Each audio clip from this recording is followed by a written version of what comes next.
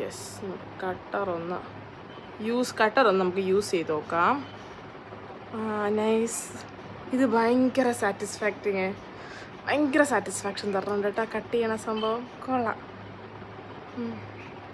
ഇതാ അപ്പം കരിയൊക്കെ എഴുതി നമ്മൾ സെറ്റായി പോയിട്ട് വന്നിട്ട്. ആക്ച്വലി ഇതിൻ്റെ ഒരു ഐലൈനറും മസ്കാരയും കൂടെ ഞാൻ വാങ്ങിയിട്ടുണ്ട്.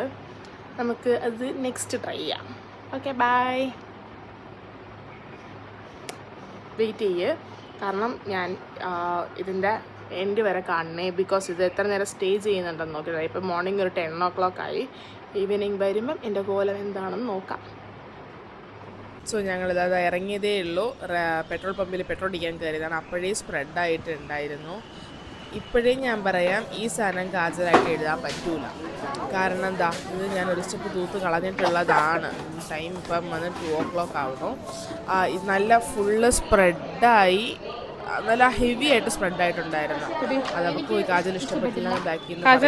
ഈ ഹൈപ്പ് കാണുന്ന ഹൈപ്പൊക്കെ വെറുതെ ചുമ്മാ കാശ് വാങ്ങിച്ച് കണ്ടന്റ് ചെയ്യണ മാതിരിയാണ്. അത്രയൊന്നും ഇല്ല. അതാ കണ്ടില്ലേ, നല്ല സ്പ്രെഡ് ആവുന്നുണ്ട്, നല്ല മാഞ്ഞു പോകും. ഉള്ളിൽ കാജലായിട്ട് എഴുതാൻ ലൈനറായിട്ട് അത് യൂസ് ചെയ്യാൻ പറ്റില്ല.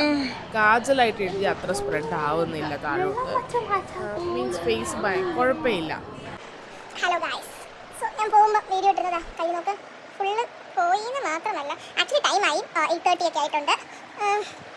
രാവിലെ 10 o'clock അല്ലേ, പക്ഷേ ഉച്ചയ്ക്ക് 2 o'clock ഫുള്ള് സ്പ്രെഡ് ആയിട്ടുണ്ടായിരുന്നു കേട്ടോ. ഞാൻ നേരത്തെ എടുത്ത വീഡിയോയിൽ കാണിച്ചില്ലേ. ഇതാ ഇപ്പം ഒരു ലോങ് ലാസ്റ്റിംഗ് ആയിട്ടുള്ള കരിയാണ് നോക്കുന്നതെങ്കിൽ സോട്ടറിൻ്റെ ഈ ജെറ്റ് ബ്ലാക്ക് ഈ ഹൈപ്പിലൊന്നും ഇല്ല. ഓക്കെ, അല്ല പിന്നെ മുകളിൽ കാജലായിട്ട് മുകളിൽ ലൈനറായിട്ട് അതൊന്ന് യൂസ് ചെയ്യാതിരിക്കാനാണ് ബെറ്റർ. ഫുള്ള് സ്പ്രെഡ് ആവും, അതിനൊന്നും കുഴപ്പമില്ല. പക്ഷേ ബഡ്ജറ്റ് ഫ്രണ്ട്ലി ആയിട്ട് നല്ല ജെറ്റ് ബ്ലാക്കിൽ കണ്ണിനുള്ളിൽ കാജലായിട്ട് യൂസ് ചെയ്യാനാണ്. ഒരു 10 hours 9 hours ഒന്നും സ്റ്റേ വേണ്ട. ഒരു 2-3